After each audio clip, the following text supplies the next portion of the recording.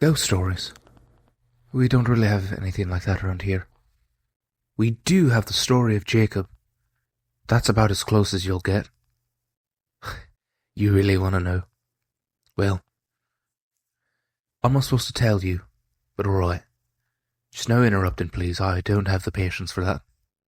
How to describe Jacob Emory? Well, I guess you could say he was the kind of guy you could never really take notice of. Now, this isn't to say he was a bad kid. In any sense, many people in this town thought he was the most reliable for any odd job in the state, but, well, he never really excelled in anything.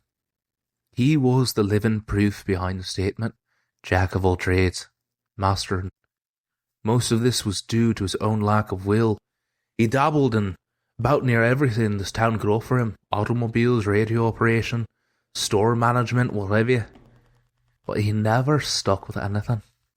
His friends and workers went after him about it a number of times, but everybody got the same unsatisfying response. It just wasn't enough. But needless to say, any friends he kept were either very patient or never spoke of this matter altogether. It was probably inevitable then that Jacob would leave to go abroad. I don't remember where he went, but I think Gertrude down the street knew before she passed on. You'll have to scout someone else out if you get curious, but in any case, no one even tried to stop him. Everybody thought that a little travel would stamp the ambition out of him, or else fade it until it was no longer an issue. We even gave him a sending off party, which I thought was pretty nice of everyone.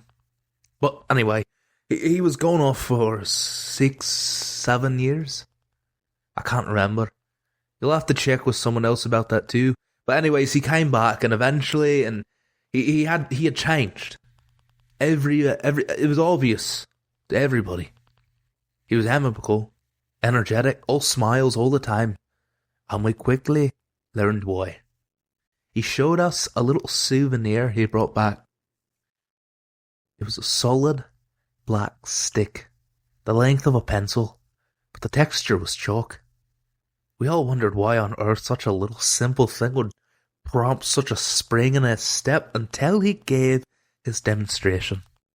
You see, he took a paper piece of it, and with this stick, there's got to be a better word to use, but anyway, the stick, he drew a crude circle, and it dropped.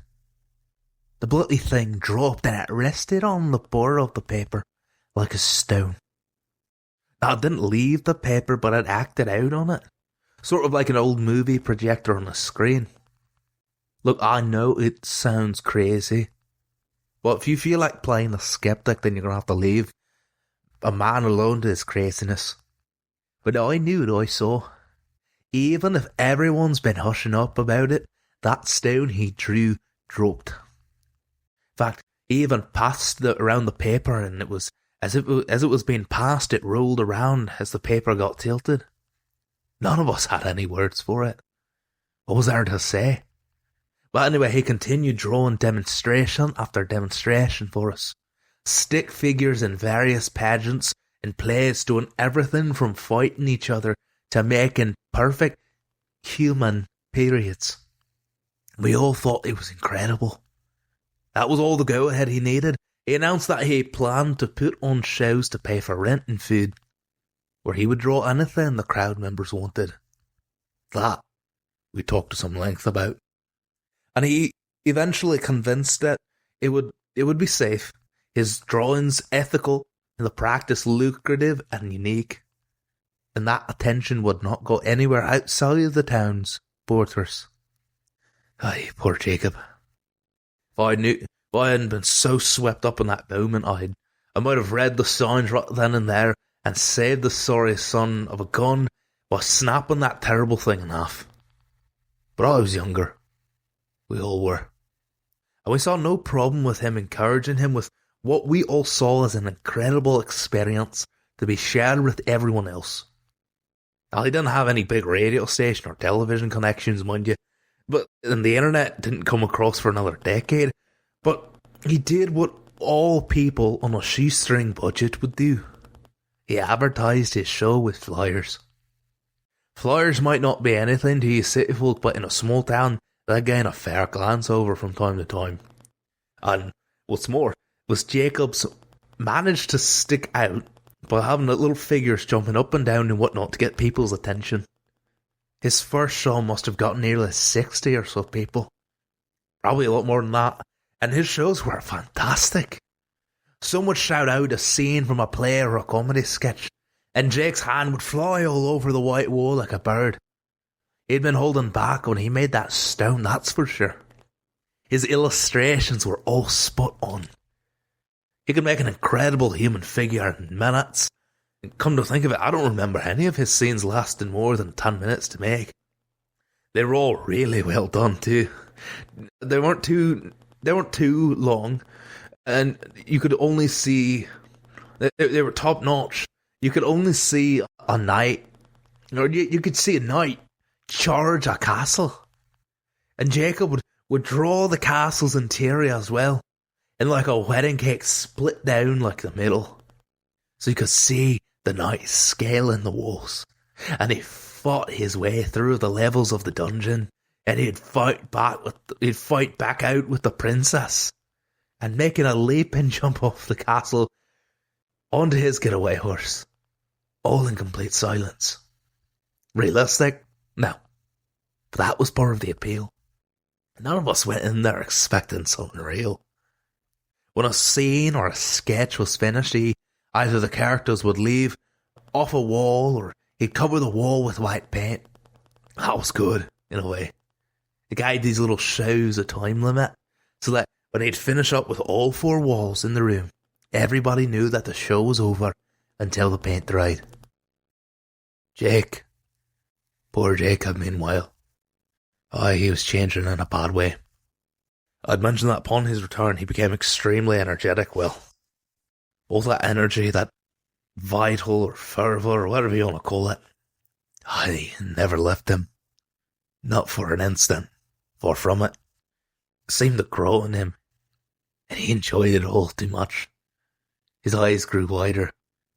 I heard he slept gradually less and less over time. His statements and opinions were more radical and frenzied. And though he was never a pushover, he was starting to make a lot of people nervous in his company.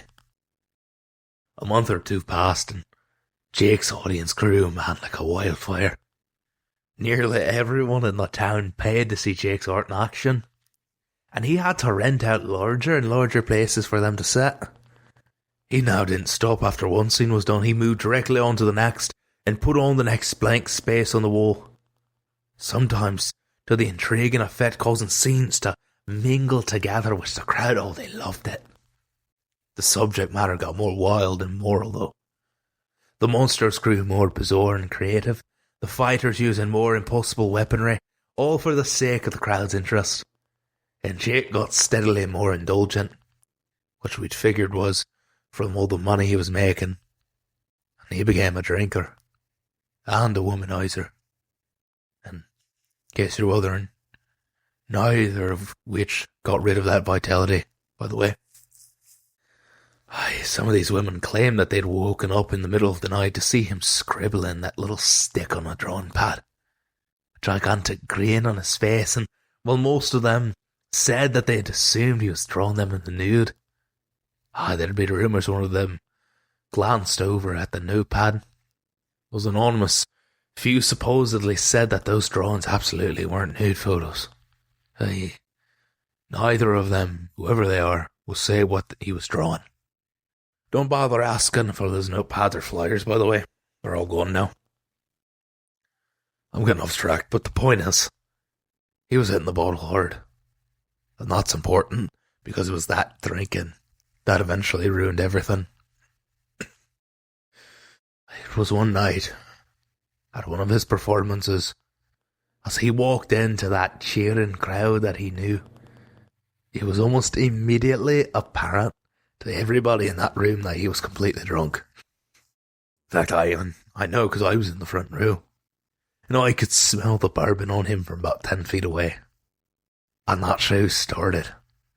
He went through a bunch of sketches and scenarios, and the crowd recommended, and when At the end, someone asked him to draw himself. Oh, everybody cheered at that idea. Jacob Emory drawing Jacob Emory. I'd guess they'd be wondering what his creations thought of him, and he obliged. No sooner had Jake finished connecting the final 2 lines of his coat, every single character across that vast, expansive wall all stopped and looked directly at that illustration. Lovers stopped kissing, clowns stopped laughing, the robots stopped fighting pirates. Every single drawing stopped and looked at that Jacob illustration.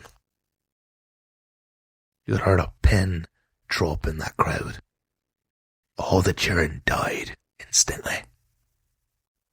And I remember Jake's face at that moment, pale white, full of terrible comprehension at his mistake he just made, and looking desperately for those cans of white paint that he'd forgot to put out before the show because he was drunk, remember? Everyone else, well, they're staring at the fake Jacob. And that fake Jacob reached into his jacket pocket and pulled out a little black stick of his own. Hey. And as we all watched, it threw a door, and he pushed on its side, and the door swung open, allowing the fake Jacob to walk through and onto the floor of that auditorium. The rest was an absolute hellish pandemonium. People screamed. They ran for the exits as Jacob's character, one by one, both those currently on the wall and those who had previously left before being covered up, ran right out of their own exit, throwing poise, shooting lasers, blowing fire and poison and the impossible. I was near enough to the escape. I was near enough to that exit to escape. And that scene will forever haunt me when I gave one singular glance back to the stage.